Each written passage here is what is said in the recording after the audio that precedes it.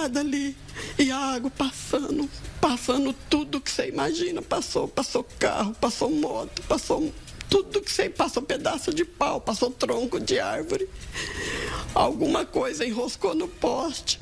E parece que tirou um pouco da força da água que estava vindo de encontro comigo. E eu ali, só tentando cada vez subir mais, mas eu olhei e falei, meu Deus, se eu não morrer afogada, eu vou morrer eletrocutada, porque eu estava chegando perto da rede. E olhando meu filho, tomando conta e pedindo para Deus soltar ele. Que se ele soltasse, eu não ia ver ele nunca mais. E o filho dela, a gente conseguiu sair um pouco antes, porque a água baixou, não é isso, Edna?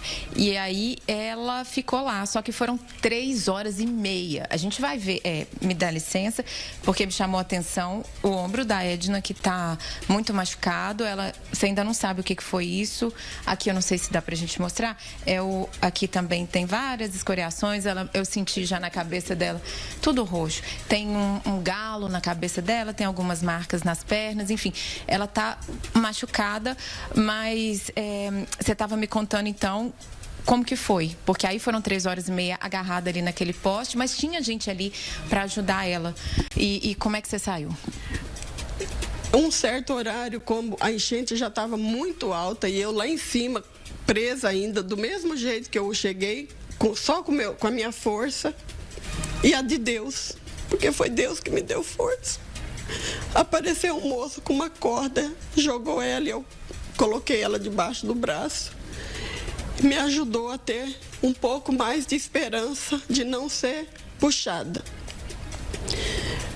Quando foi, aí eu comecei a observar que a água estava baixando. E eu, Senhor, abaixa essa água, não me deixe embora, não me deixe embora. Nessa altura, o meu filho já tinha sido socorrido por outra pessoa, que estava de mais fácil acesso.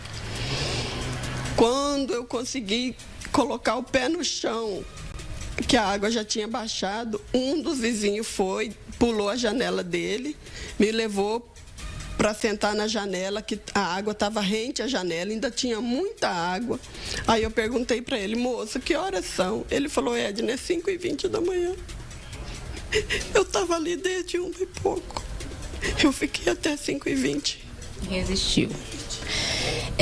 E aí, nessa história toda, a Edna, ela morava no centro, que foi uma das regiões mais afetadas. Todo o leito do rio, toda a extensão do rio Ubá foi devastada pela água, que subiu 8 metros além do nível normal. E a Edna tinha um restaurante, o restaurante ficava ali perto, a 100 metros de casa. Do restaurante também não sobrou nada.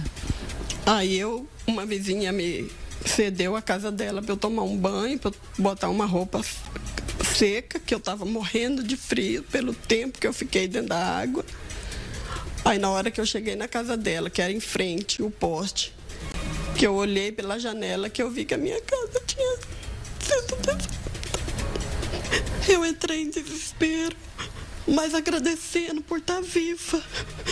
Aí eu falei com ela, eu preciso ir lá no restaurante, porque é dali que eu tiro o meu sustento, e sustento 5 famílias.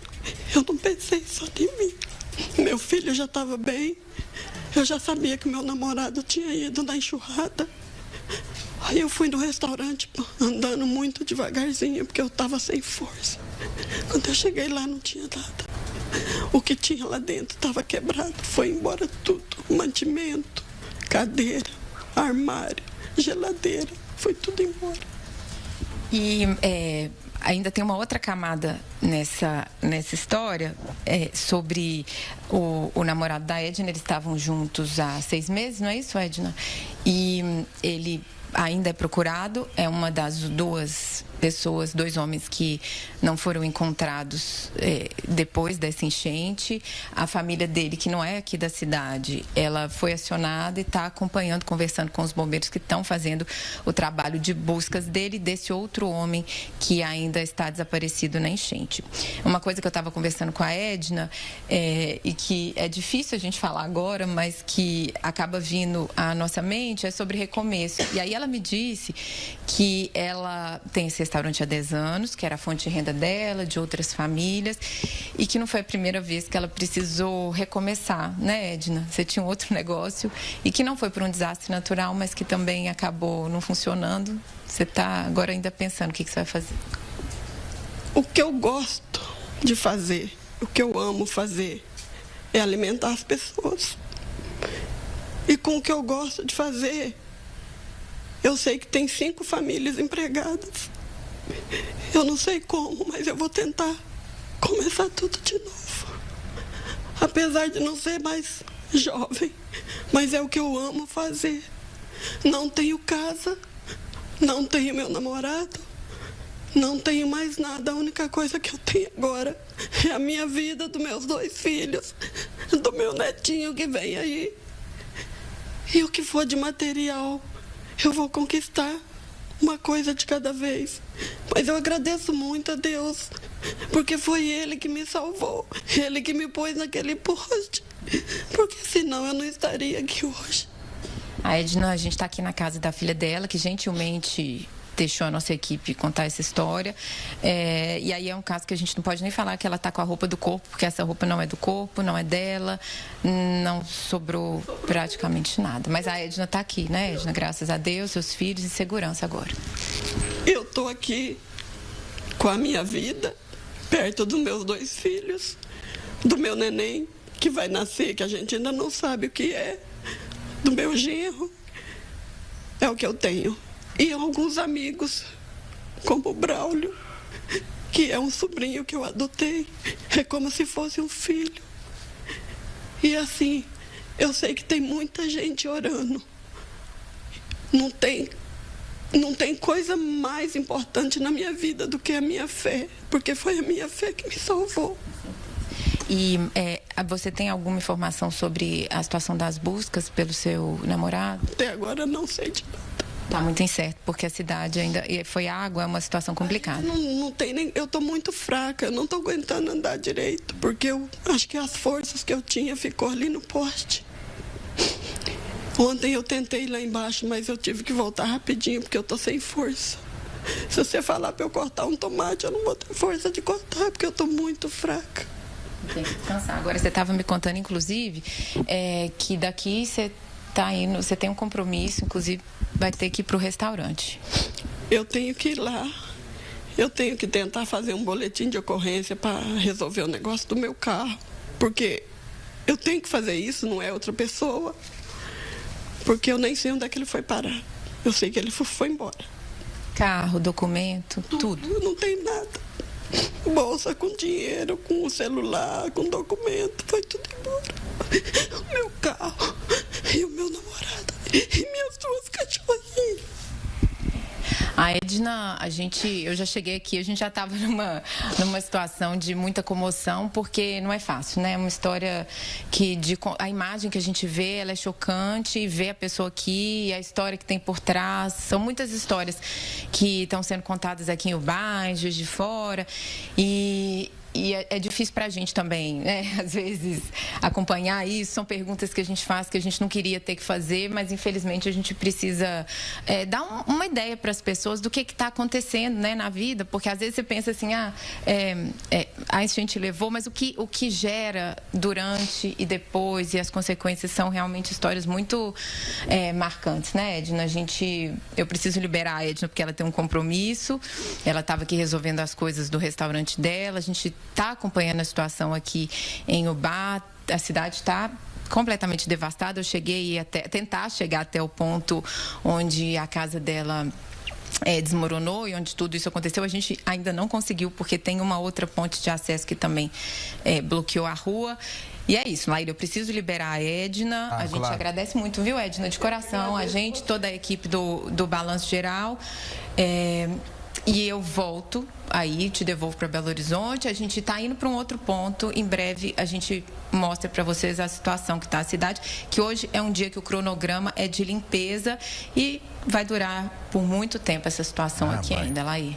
Obrigado, viu, Camila? Mande um grande abraço aí, a nossa solidariedade à dona Edna. É uma guerreira, autêntica guerreira brasileira realmente.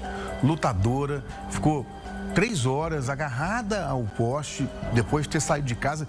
O relato dela é impressionante. É um relato que chama atenção, porque ela foi dizendo, a água começou no joelho. Aí quando ela foi ver o carro com o noivo, com o namorado, não dá mais que chegou no motor. Minutos depois, na cintura. Agora está aqui, tá? Não tem condição, só está no meu pescoço a água. Até que alguma coisa deve ter acontecido, uma parede se rompeu, caiu, né? Um desmoronamento, ela foi levada, tragada pela água. E ela contando com, né, os detalhes dela, contando esse drama, realmente são chocantes. Não dá para imaginar o trauma que fica. Agora a gente rezar pelo aparecimento do namorado. Ele está entre os 2 desaparecidos em Ubá. Outros 12 seguem desaparecidos em Juiz de Fora, mas é um drama enorme. Não dá para imaginar o que essa mulher sofreu. Eu tenho certeza, convicção, certeza que ela vai reconstruir, porque é uma guerreira. Você vê que é guerreira brasileira, realmente guerreira. E eu não posso de jeito nenhum concordar com quem diz assim, choveu muito mesmo, uma chuva extraordinária. Pode ter sido a maior chuva da história de Ubá, a maior chuva da história de Juiz de Fora. Mas e aí? Vamos fazer o quê? Ano que vem, se chover mais também, como choveu este ano, o que eu vou dizer aqui? Nós vamos mostrar da mesma forma e manter esse cenário dramático com mortes? São 54 pessoas que morreram. Tem que ter investimento em infraestrutura. É inadmissível que isso aconteça e a gente só fica falando de fenômeno climático. Não, eu não vou ficar falando só da chuva. Claro que não. É por que a maioria dos atingidos é pobre? Porque a gente que está no morro, em área de risco, a maioria, ou perto do rio. Lá em Ubá foi isso. Ontem uma moradora disse isso para a Camila. Eu, mais pobre, ou mora perto do Ribeirão ou mora no morro. São essas as pessoas que são as mais atingidas sempre, todo ano. E aí eu vou dizer que, mas choveu muito. Choveu muito. Então a sociedade, as autoridades precisam se preparar mais, investir mais para poder prevenir isso, porque vai acontecer no ano que vem de novo. Ou não vai chover no período de chuva do ano que vem? Claro que vai, e a gente vai ficar sentado esperando acontecer ou vai investir antes? Mais cedo, a repórter Camila Cambrai esteve em um outro ponto de Ubá. Vamos ver. Muito complicada a situação aqui em Ubá. Hoje é o 3º dia de limpeza na cidade e tudo continua um caos. A gente está no centro da cidade, ali é a prefeitura, a gente pode ver que está tudo coberto por lama. É muito difícil acessar os pontos aqui na cidade, principalmente a região central. A gente está aqui perto e a gente demorou meia hora só para conseguir um lugar seguro para estacionar e também para poder mostrar os pontos mais atingidos da cidade aqui. Essas 6 pessoas, elas perderam a vida, foram vítimas da enchente. Ainda há 2 desaparecidos. Aqui, diferente de Juiz de Fora, a situação foi agravada por causa do rio que subiu demais, foram 8 metros acima do nível normal e aí pessoas acabaram sendo levadas, a cidade ficou devastada, o cenário é realmente de guerra. A situação aqui é de limpeza, de reconstrução, lojistas perderam tudo, pessoas perderam suas casas e tentam aí aos poucos tirar toda a lama que ficou aqui na cidade. Esse aqui ao meu lado é o Rio Bá que subiu esses 8 metros e acabou devastando a cidade. Está praticamente tudo perdido, 3 pontes caíram, acessos acabados, a cidade está um caos. Eu volto com você. Obrigado, Camila. Realmente, é o que ela falou mais cedo, inclusive ao vivo comigo aqui, conversando com a dona Edna. Não dá para transitar nem em Ubá, nem em Juiz de Fora. A situação é dramática. Aliás, em Juiz de Fora, choveu ontem 100 milímetros. Então, novos deslizamentos foram registrados. 2 crianças estão sendo agora procuradas. Você viu mais cedo a equipe do Vinícius Rangel lá. Os pais dessas crianças, infelizmente, foram ontem retirados dos escombros, mas não sobreviveram, morreram os pais. E agora 2 crianças de 8 e 6 anos estão sendo procuradas. Logo eu volto com essa notícia, 12h35, um recado para você. Pessoal, para um bom entendedor, meio número basta. Do placar do futebol ao seu extrato bancário. Cada dígito